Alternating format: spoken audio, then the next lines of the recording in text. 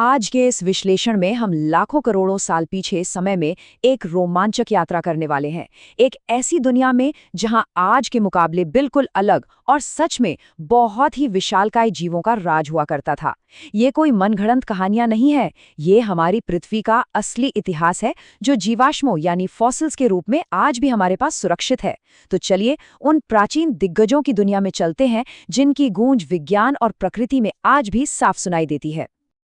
जरा कल्पना कीजिए, आज के बड़े जानवर उन प्रागैतिहासिक जीवों के सामने एकदम बौने लगेंगे। मतलब, क्या कभी किसी ने ऐसे स्लॉथ के बारे में सोचा है जो एक पूरे हाथी जितना बड़ा हो?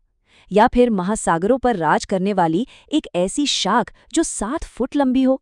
सुनने में एकदम किसी हॉलीवुड साइंस फिक्शन फिल्म जैसा लगता है ना? लेकिन सच मानिए, ऐसे महाकाय जीव असल में हमारी इसी धरती पर घुमा करते थे।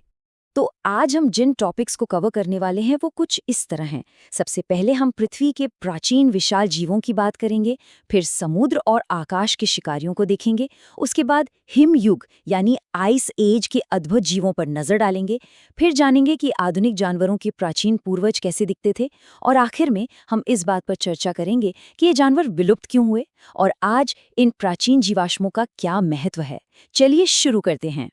तो शुरुआत करते हैं हमारे पहले हिस्से से, पृथ्वी के प्राचीन विशाल जीव और डायनासोर का उदय। अगर हम समय के पहिए को घुमाएं तो हमें पूरे 23 करोड़ साल पीछे जाना होगा। यही वो समय था जब डायनासोर पहली बार पृथ्वी पर आए थे। फिर करीब 6.5 करोड़ साल पहले एक ऐसा भयंकर मोड़ आया जब ये डायनासोर अचानक विलुप्त हो गए। लेकिन विशाल जीवों की कहानी यहाँ खत्म नहीं हुई। आपको जानकर हैरानी होगी कि केवल 4000 साल पहले तक मैमथ जैसे जीव इस धरती पर मौजूद थे। और अगर बिल्कुल हाल के इतिहास की बात करें तो डोडो पक्षी का विलुप्त होना कोई बहुत पुरानी घटना नहीं है। अब मन में ये सवाल आना लाजमी है कि भाई, हमें इतने करोड़ों साल पुरानी इन घटनाओं के बारे में आखिर पता कैसे चलता है? इसका सीधा सा जवाब है जीवाश्म विज्ञान, जिसे पेलियोंटोलॉजी भी कहा जाता है। ये विज्ञान की वो कमाल की शाखा है जो जीवाश्मों यानी फॉसिल्स की मदद से इन प्राचीन जानवरों और धरती के इतिहास से पर्दा उठाती है। ये जीवाश्म असल में टाइम कैप्सूल की तरह है जो अतीत के इन गहरे रहस्यों को समझने की चाबी हमें थमा देते हैं। जब डायनासोर की बात आती है तो उनकी विविधता सच में हैरान करने वाली थी। जैसे टीरेक्स, ये एक बेहद शक्तिशाली, विशालकाय और खूंखार मांसाहारी जीव था। वहीं दूसरी तरफ ब्रैकियोसॉरस था, एक लंबी गर्दन वाला शांत, विशाल शाकाहारी जीव जो पेड़ों की सबसे ऊंची टहनियों से अपना खाना निकाल लेता था। ट्राइसेरेटॉप्स को तो कोई भी उसके सिर पर मौजूद 3 सींगों से आसानी से पहचान सकता है, जो दुश्मनों से बचने का एक बेहतरीन हथियार थे।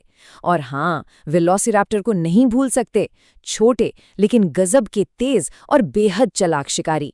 जमीन से आगे बढ़ते हैं हमारे दूसरे हिस्से की तरफ, समुद्र और आकाश के शिकारी यानी ऊपर और नीचे के शासक। इन समुद्री जीवों का विशाल आकार सचमुच रोंगटे खड़े कर देने वाला था। मेगालोडॉन के बारे में सोचिए, ये 50 से 60 फुट लंबी एक प्राचीन शार्क थी, मतलब लगभग एक पूरी बड़ी स्कूल बस के बराबर। इसके दांत इतने खतरनाक थे कि कल्पना भी नहीं की जा सकती। इसी तरह मोजासौर था, एक विशाल समुद्री सरीसृप जिसका लंबा शरीर और नुकीले दांत उसे समुद्र का सबसे खूंखार और अचूक शिकारी बनाते थे। सच कहें तो उस वक्त पानी के नीचे इनका कोई सानी नहीं था। लेकिन बात सिर्फ गहरे पानी तक सीमित नहीं थी। आसमान में प्टेरोसॉर का दबदबा था। ये विशाल पंखों वाले उड़ने वाले बड़े सरीसृप थे जो मीलों की दूरी आसानी से तय कर सकते थे। और अगर उस दौर के दलदली इलाकों की तरफ जाते तो वहां रेंगता हुआ साक्षात आतंक मिलता, टाइटलोबोआ। इसे दुनिया का सबसे बड़ा सांप माना जाता है। साथ ही सार्कोसुकस जैसे विशालकाय मगरमच्छ भी थे जो आज के मगरमच्छों के सामने किसी दैत्य जैसे लगते। ये साफ दिखाता है कि उस युग में चाहे आसमान हो, पानी हो या जमीन, हर जगह सिर्फ और सिर्फ इन खूंखार दिग्गजों का ही राज था। अब समय में थोड़ा आगे बढ़ते हैं और आते हैं तीसरे हिस्से पर, हिमयुग के अद्भुत जीव यानी स्तनधारी दिग्गज। इस काल तक आते आते जलवायु बेहद ठंडी हो चुकी थी और जानवरों ने खुद को इसके हिसाब से ढाल लिया था। उदाहरण के लिए ऊनी गेंडा, इसकी शरीर पर बालों की एक बहुत मोटी परत होती थी जो इसे कंपा देने वाली ठंड से बचाती थी। फिर था सेवर टूथ टाइगर, एक ऐसा बाघ जिसके जबड़े इतने शक्तिशाली और आगे के नुकीले दांत इतने लंबे होते थे कि वो बड़े से बड़े शिकार को पल भर में गिरा सकता था। और सबसे दिलचस्प था विशाल स्लॉथ। ये आज के स्लॉथ की तरह पेड़ों पर नहीं लटकता था, बल्कि ये हाथी के बराबर था और जमीन पर धीरे धीरे चलता था। इन जानवरों ने उस जमा देने वाले क्रूर माहौल में भी अपना वर्चस्व कायम रखा। अब बात करते हैं हमारे चौथे हिस्से की, आधुनिक जानवरों के प्राचीन पूर्वज। एक तुलना करते हैं कि तब और अब में कितना फर्क आ गया है। ये तुलना हमें साफ साफ दिखाती है कि इवोल्यूशन यानी विकास की प्रक्रिया कैसे काम करती है। एक तरफ हमारे पास प्राचीन मैमथ है। इसके लंबे घुमावदार दांत और घने बाल इसे बर्फीले इलाकों में जिंदा रहने के लिए एकदम परफेक्ट बनाते थे। ये पूरी तरह से एक ठंडे वातावरण का जीव था। वहीं दूसरी तरफ हमारा आधुनिक हाथी है। इसका आकार मैमथ की तुलना में छोटा है, शरीर पर बाल ना के बराबर हैं और ये आज की गर्म जलवायु के अनुकूल हो चुका है। ये विकास का एक जीता जागता सबूत है कि समय और जलवायु के साथ प्रकृति कैसे खुद को बदल लेती है। और ये तुलना तो और भी ज्यादा चौंकाने वाली है। विशालकाय प्राचीन स्लॉथ, जो कभी एक पूरे हाथी के आकार का हुआ करता था और जमीन पर चलकर अपना खाना ढूंढता था, वो आज के स्लॉथ से पूरी तरह अलग है। आज का स्लॉथ आकार में बहुत ही छोटा है। वो पेड़ों की डालियों पर अपना जीवन बिताता है और अपनी बेहद धीमी गति के लिए जाना जाता है। विकास के इस लंबे सफर में जीवों के आकार का इतना सिकुड़ना और उनके रहने की जगह का पूरी तरह से बदल जाना प्रकृति के अडैप्टेशन का एक बहुत ही शानदार उदाहरण है। अब हम एक बहुत ही गंभीर विषय पर आते हैं, हमारा पांचवां हिस्सा। ये जानवर विलुप्त क्यों हुए? The great vanishing. वैज्ञानिकों ने इस महान विलुप्ति के कुछ मुख्य कारण बताए हैं। करीब 6.5 करोड़ साल पहले एक विशाल उल्कापिंड के हमारी पृथ्वी से टकराने के कारण डायनासोर युग का पूरी तरह से अंत हो गया। इसके अलावा जलवायु में आए भारी बदलावों और प्राकृतिक आपदाओं ने हिमयुग के बड़े स्तनधारियों यानी मेगाफौना के लिए भोजन का भारी संकट पैदा कर दिया, जिससे वे खत्म हो गए।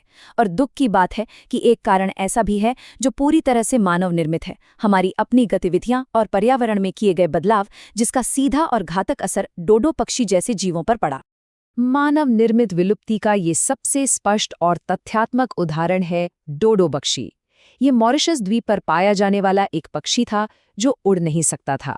इंसानों ने इसका इतना ज्यादा शिकार किया और उस द्वीप के पर्यावरण में इतनी तेजी से बदलाव किए कि ये प्रजाति हमेशा हमेशा के लिए विलुप्त हो गई। डोडो की ये कहानी हमारे लिए एक बहुत बड़ा अलार्म है कि कैसे मानवीय हस्तक्षेप किसी भी प्रजाति के वजूद को पूरी तरह से मिटाकर रख सकता है। आखिर में आते हैं अपने छठे और अंतिम हिस्से पर, प्राचीन जीवाश्मों का महत्व क्या है और ये हमें आज के लिए क्या सबक देता है। देखिए, जीवाश्म विज्ञान सिर्फ पुराने जानवरों की हड्डियां खोजने का शौक नहीं है। ये हमें बहुत बड़े और जरूरी सबक सिखाता है। इन फॉसिल्स के अध्ययन से हमें पृथ्वी के गहरे इतिहास और जीवन के विकासवादी सफर के ठोस प्रमाण मिलते हैं। सबसे अहम बात तो ये है कि ये जीवाश्म हमें दिखाते हैं कि अतीत में जलवायु परिवर्तन ने कैसे तबाही मचाई है। इस डेटा की मदद से हम आज के पर्यावरणीय बदलावों और प्रकृति के इस नाजुक संतुलन को बहुत बेहतर ढंग से समझ सकते हैं। आधुनिक वैज्ञानिक अनुसंधान में इन जीवाश्मों की भूमिका लिटरली बहुत ही महत्वपूर्ण है। आज हमने डायनासोर्स के युग को खत्म करने वाले उल्कापिंड से लेकर डोडो पक्षी के इंसानी शिकार तक की पूरी कहानी देखी। आज हम जिस तरह से इस पृथ्वी पर रह रहे हैं और जो भी बदलाव हम कर रहे हैं, याद रखिए वो सब भी कल जीवाश्म बन जाएगा।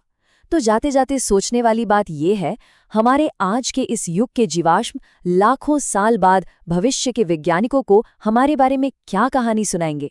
क्या हम एक समझदार प्रजाति के रूप में याद रखे जाएंगे या फिर डोडो की तरह एक और विनाशकारी अध्याय बनकर रह जाएंगे? ये एक ऐसा सवाल है जिस पर हमें गहराई से विचार करना चाहिए। आज के इस विश्लेषण में हमारे साथ जुड़ने के लिए बहुत बहुत धन्यवाद।